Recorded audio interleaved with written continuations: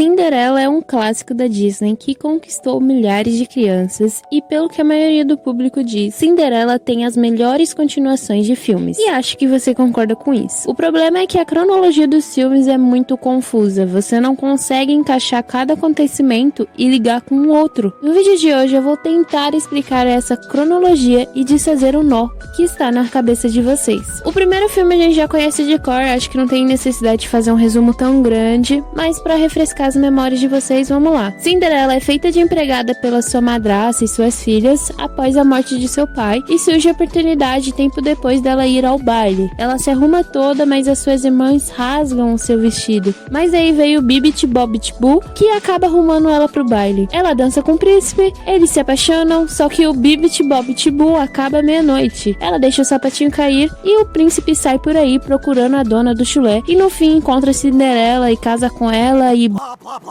O segundo filme conta basicamente a vida da Cinderela depois que ela se casou com o príncipe, mas é voltada também nos personagens secundários, que são os ratinhos. Nesse filme, os ratinhos estão preparando um livro para presentear a Cinderela, contando histórias que aconteceram no palácio ou até mesmo inventando elas, com a ajuda da fada madrinha. Inclusive, uma dessas histórias que eles colocam no livro é que a Anastácia ela se apaixonou por um padeiro e acontece que a sua mãe não gosta nada disso. E a Cinderela ajuda a Anastácia e tudo mais. E no fim ela enfrenta sua mãe dizendo que ela irá pro baile com o padeiro e pelo que dá pra entender, eles serão um casal futuramente. Fora as outras histórias.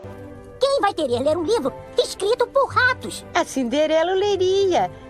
Já o terceiro filme conta sobre uma volta no tempo, em que a Anastácia consegue roubar a varinha da fada madrinha e assim a sua mãe, a madrasta má, consegue voltar no tempo e fazer com que a Cinderela não consiga servir o sapatinho e nem muito menos se casar com o príncipe, que nem aconteceu lá no primeiro filme, fazendo com que a Anastácia consiga calçar o sapatinho e, consequentemente, ficar noiva do príncipe. Mas a Cinderela ela consegue reverter toda a situação, inclusive com a ajuda da própria Anastácia. E eles não voltam no tempo no final, onde eles estavam antes, lá no clássico. Eles continuam na mesma linha de tempo nesse próprio filme.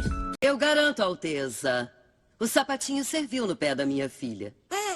O foco aqui, nesse terceiro filme a gente vê créditos que são mostrados em formatos de quadros. E um deles está a Anastácia e o padeiro insinuando em que o romance dos dois deu certo nesse terceiro filme. Até porque a Anastácia fica no castelo. Só que não faz sentido. Se no segundo filme a Anastácia conheceu o padeiro, se apaixonou, enfrentou mesmo a sua mãe só pra ela ir ao baile, não faz sentido ela querer ter e ser a Cinderela no terceiro. E é bem provável que ela teria lutado pelo seu amor e largado a sua família. A madrasta má não tem cara que deixaria isso à toa, provavelmente expulsaria ela até mesmo de casa ou algo do tipo. Inclusive no terceiro filme, ela não cita o padeiro em nenhum momento, só a sua ganância e inveja por querer ter um príncipe. Príncipe só pra mim.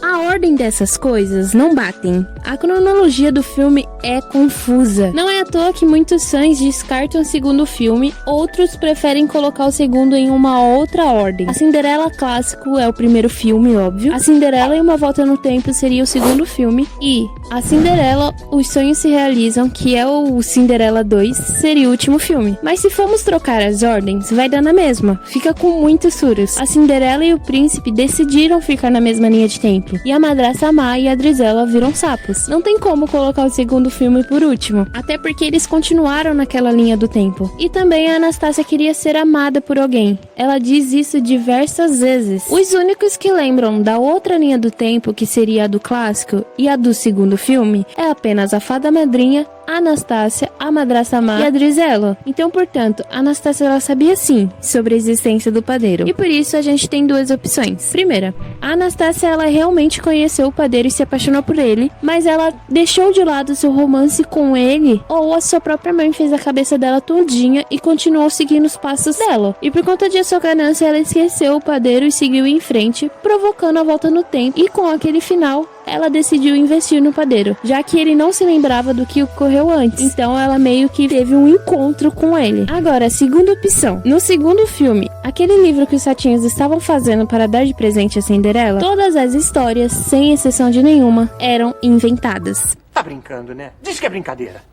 A Anastácia, ela não conheceu o padeiro. Talvez os ratinhos soubessem que ela tinha uma queda por ele, ou ele por ela, mas não ocorreu nada que foi mostrado no filme. Não teve nenhum baile, não teve nenhum encontro deles. Própria fada madrinha fala sobre inventar histórias. Escrever.